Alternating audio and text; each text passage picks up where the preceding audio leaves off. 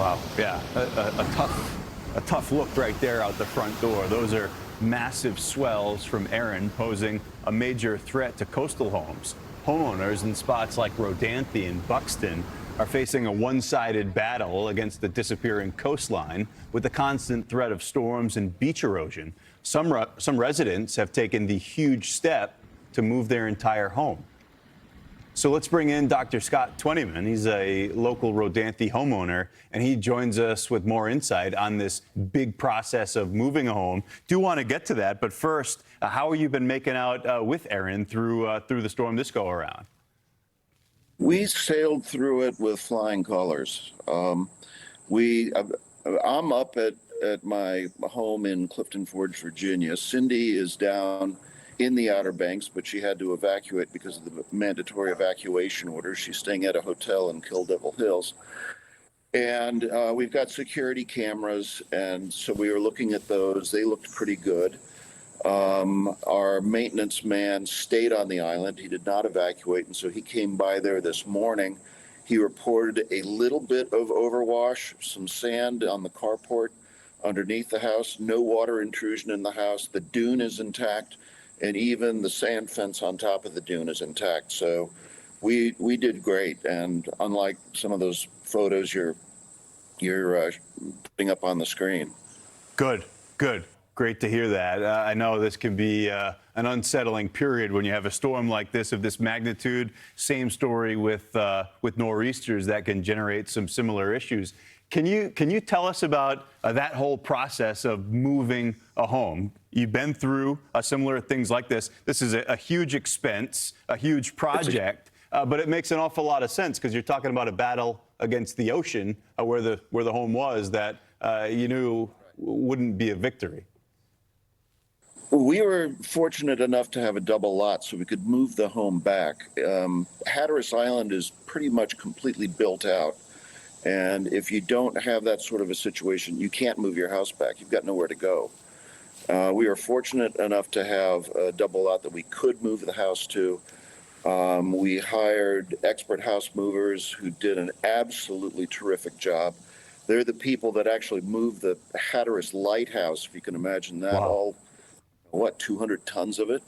So a house like ours, that was a piece of cake for them. And they did an absolutely fabulous job. The house has been rock solid ever since. The beach actually built back up. What forced us to move is we had 3 nor'easters in a row, bang, bang, bang, that wiped out our sandbar and wiped out the beach. And yeah, the waves are coming under the house just like those other videos you were showing. Yeah, so I know at least where it was, you feel like you get a nor'easter that goes by, another one, a storm like this in Erin, and it's like a punch card, and you're hoping that punch card doesn't run out. Do you feel like with the home being moved now, you're in good shape for a long while? I think so. One of the things we didn't know was that when they moved the house, the location they moved it back to actually sits on bedrock. So the pilings are not just driven into the sand; they're sitting on bedrock. And I'm feeling pretty secure and confident. Yeah. I mean, of course you worry. I mean, I was worrying last night, and there's not a thing I could do about it. But you worry anyway. Yeah, that's a huge deal, what you just described. And the worry, though, as you said, not everyone necessarily is fortunate to have the double lot. You had a little flexibility, and you made the smart choice to use it. What's it like around town for folks that maybe don't have that option? Does it feel like it's we're just going to enjoy this while we can, and there will be kind of an inevitability to this? I don't know what else they can do. I mean, they can't move their house. There are no empty lots to move it to.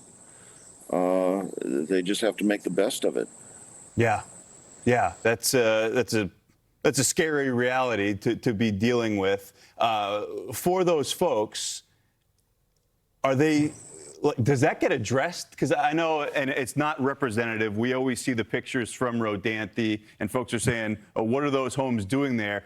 Those are now uninhabited, and it's just time playing Right. itself out. But what about for the folks where this is where people live, this is an active thing, and you're staring at a giant hurricane like Erin, wondering if that's going to be the end of your home?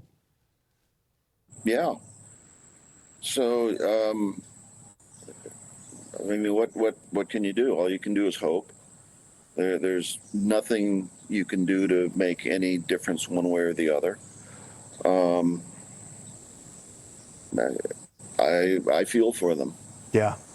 Yeah, it's a very unique scenario, unfortunate in spots, but you also hear about the smart thing is resilience, and that's exactly what you've done. You do what you can do, and you hope for the best. And I'm glad for a lot of folks in this particular situation, you did make out really well. Dr. Scott Twentyman, thank you for the context. Very interesting conversation. We appreciate talking with you on Fox Weather.